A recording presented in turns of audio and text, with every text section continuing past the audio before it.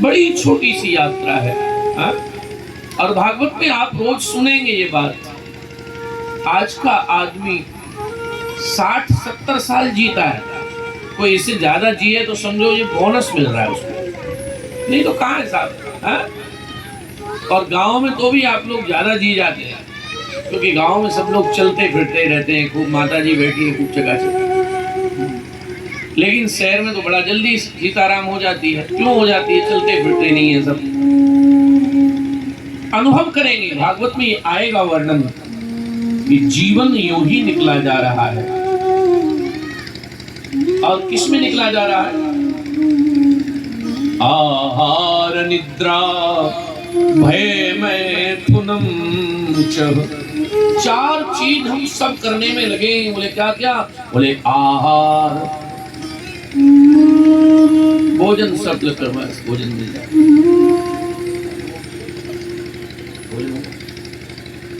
तो भोजन, आहार, दूसरा निद्रा, सोने। सबको भोजन 2-3 टाइम चाहिए। और सोना, हमारा ड्राइवर है, हमारा डर लगता है गाड़ी चलाते चलाते न सो जाए, इतना सोता है। हमारे आश्रम में जब भी बैठा होता है तो किसी को पूछो ड्राइवर कहाँ है? सो गया। क्या कर रहा है? सो गया। हम किसी के घर में जाएं और हम किसी के घर चाय पिए, अब चाय पीने में 10-15 मिनट लगेंगे, 15 मिनट में अगर पूछे कहाँ रे? सो गया। वैसे तो अच्छी बात है, नींद आए तो, लेकिन आहार निद्रा, भोजन और नींद, डर सबको डर है। चोर ना आ जाए, गरीब को डर है कि जिंदगी कटेगी कैसे, और धनवान को डर है कि पैसे की रखवाली करूं कैसे। दोनों को डर है। गृहस्थ धर्म, बाल बच्चा पैदा करने में सब लगे, लेकिन चारों बातों का जरा अनुभव करिए। क्या है ये चारों बातें? शास्त्र ने कही, पर आप सब समझदार भी। आज थोड़े से लोग आए, थोड़ी चर्चा कर लें। मैं जिनके निवास पर अभी हमारे हरिंद्र जी ने रोका, वो कह रहे थे अभी कि आज कथा महाराज जी मत करो, आज तो पहला ही दिन हो गया। तो हमने कहा श्रीमद् भागवत कोई नाटक नहीं है कि मन आए तब करो, मन आए तब नहीं करो। श्रीमद् भागवत 7 दिन का अनुष्ठान है, चाहे 10 ही मिनट करो, पर करनी आज भी पड़ेगी। और 7 दिन ईमानदारी से, सुनने वाले को भी ईमानदारी का परिचय देना है, और कहने वाले को भी। तो मुझे ही कहनी है तो मैं भी कोशिश करूंगी ईमानदारी से, ऐसा नहीं कि मैं 1 घंटे में करके।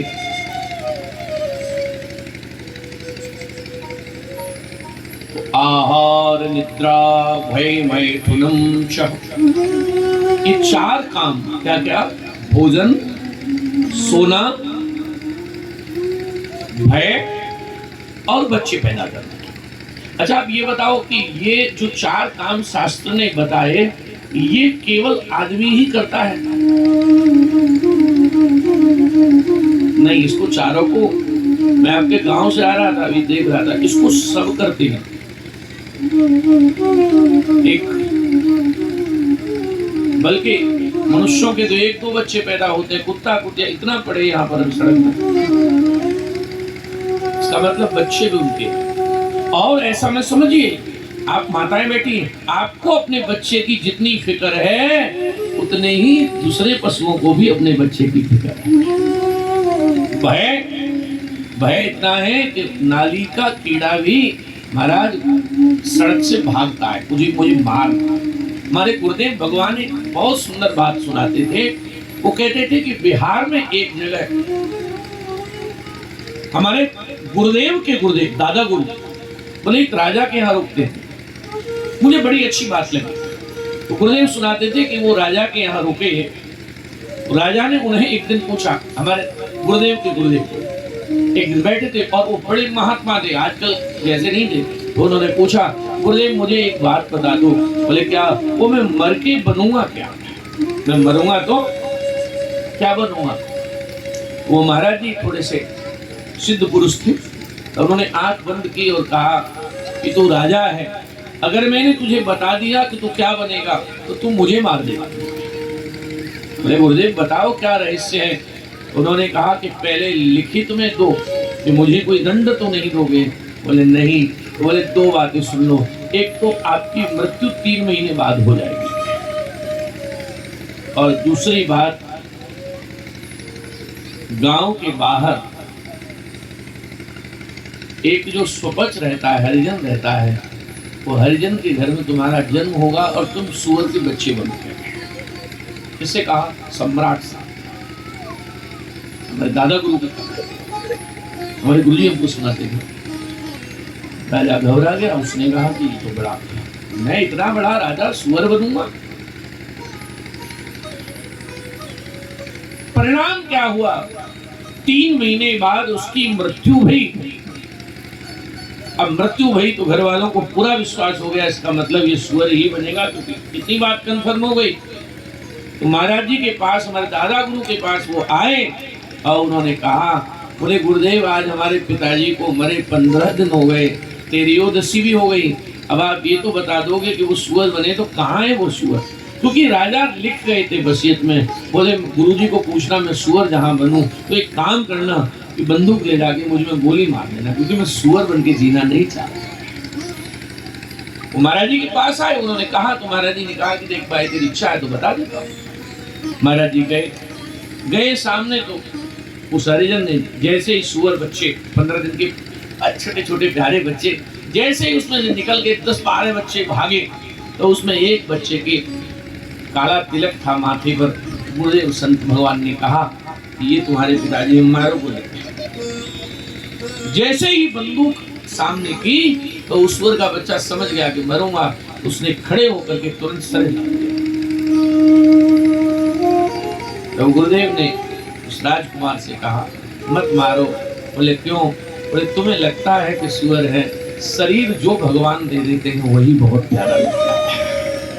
जो शरीर हमको लगता है ऐसा, जो भगवान ने दिया है, आहार निद्रा भय, ये सबको। तो फिर हमारे मनुष्य के पास एक चीज ज्यादा है, ये 4 चीज तो सबके पास है, एक चीज ज्यादा क्या है? और वो है केवल और केवल भजन करके भव सागर से पार जाना। ये किसी और योनि में नहीं है, ये हमारे पास है। श्रीमद् भागवत के पहले श्लोक को हम लोग गा लें। सच्चिदानंद उरूपाय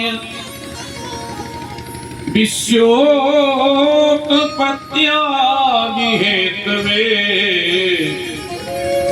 तापत्रय विनाशाय श्री कृष्णाय वयं नमः। इस श्लोक में भगवान की विशेषता है। तो हमारे एक श्रीमद् भागवत के यजमान होंगे और एक यज्ञ के यजमान होंगे, कैसे तो आपका बड़ा सौभाग्य है, आपका बहुत सौभाग्य।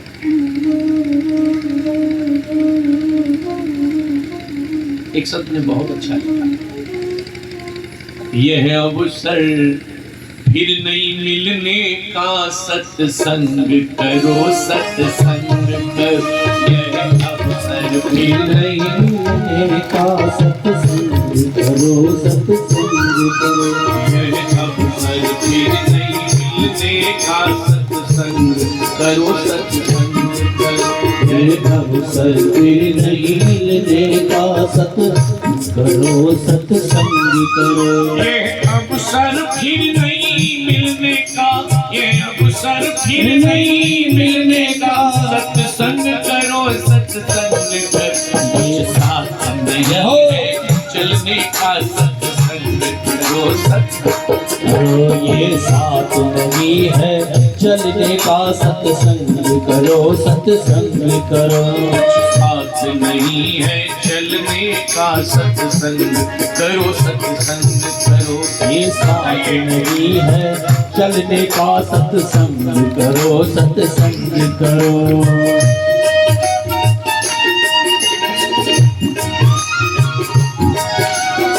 बार बोलो प्रेम से श्री राम है।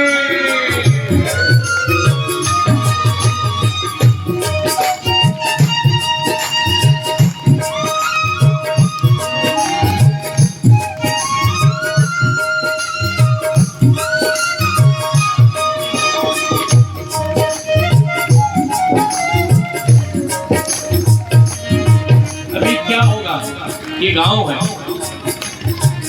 तो मैंने गांव में कथाएं कही है थोड़ी। देखो गांव में क्या होगा कि 1 बजे कथा का कल से समय 1 बजे है, 1 बजे से 4 बजे का समय। अब क्या होगा गांव में, माइयां आएंगी कथा सुनने। एक माई तब तक नहीं निकलेगी जब तो दूसरी घर से नहीं निकलेगी।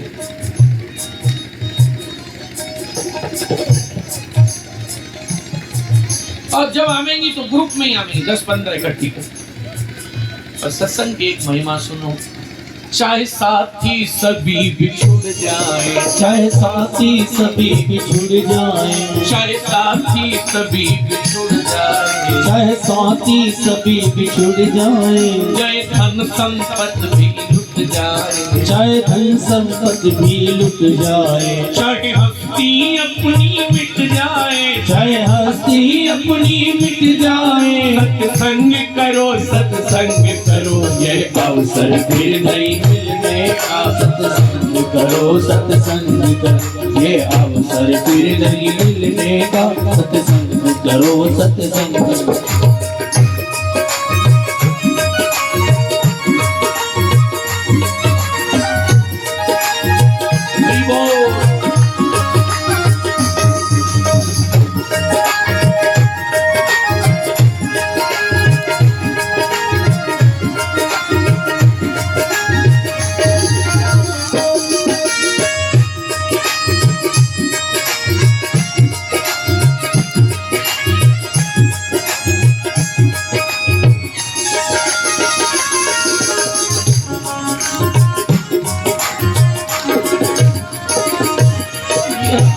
आपको मिले, मुझे भी मिले 7 दिन तक। मैं अभी हमारा ड्राइवर कह रहा था मैं आ रहा या पहले गया हूँ रुकने, मुझसे कह रहा कि महाराज जी रुकोगे कैसे, यहाँ रुक तो पाओगे नहीं आप।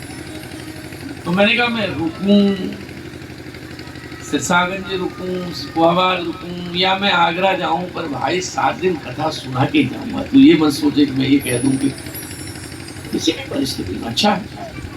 तो आपको इस बात का बहुत ध्यान रखना है कि आप एक अनुष्ठान में बैठे हो। जितने लोग आए बहुत सुनिए ध्यान से, आप टाइम पास करते नहीं आए, आप एक अनुष्ठान में बैठे हो। आप ये सोच के बैठे हो कि ये 7 दिन में मुझे भगवान से प्रेम करना है और ये 7 दिन मेरे जीवन में मुझे प्रभु ने दिए हैं। इसमें मैं अपने तन का, मन का, धन का, जो मेरी सामर्थ्य होगी उसका मैं सदुपयोग करूंगा। देखो ये बहुत बात मायने नहीं रखती कि आप गांव में रहते हैं, आप ऐसा नहीं कर सकते हैं। बल्कि मैं तो एक बात कहूंगा आपसे, बड़े बड़े लोग नहीं कर पाते, वो गांव के लोग कर लेते हैं। आपको मैं विश्वास दिला रहा हूं कि मेरे जीवन में हरेंद्र जी, मेरा जहां जन्म हुआ वहां गांव के लोग, मैं कभी वहां जाता तो मुझसे गांव के लोग कहते महाराज जी आप पूरे देश में कथा करते हो, विदेशों में भी करते हो, अपने गांव में कथा करते हो। मैं हमेशा टाल देता था। 2019 में मैं श्रीलंका कथा करके आया तो मेरे गांव के लोग मेरे आश्रम में पहुंच गए, कम से कम 50 लोग। बोले आपको कथा करनी पड़ेगी गांव में। मैंने उनसे कहा करेंगे। एक मास्टर साहब से वो तैयार हुए, सब तैयारी हुई, तब तक कोरोना आ गया, कथा नहीं। फिर उन्होंने दूसरी बार मन में बनाया और कोरोना भी ऐसा कि जब भी कथा की टाइम आवे वैसे ही आ जाए, जैसे आपकी कथा में पानी आ रहा है। मैं तो हरेंद्र जी को फोन खुद ही कल किया, मैंने कहा हरेंद्र जी कथा है कि नहीं ये भी बता दो मुझे। नहीं महाराज जी है, क्योंकि देखो प्राकृतिक आपदा है, कभी आ जाती है। 2020 में भी नहीं हुई, 21 में भी नहीं हुई, लेकिन 2022 में मई के महीने वो कथा मैंने कही और आपको विश्वास दिला रहा हूं कि हमारे जितने शिष्य बाहर से आए, हमारे इसलिए आए कि महाराज जी की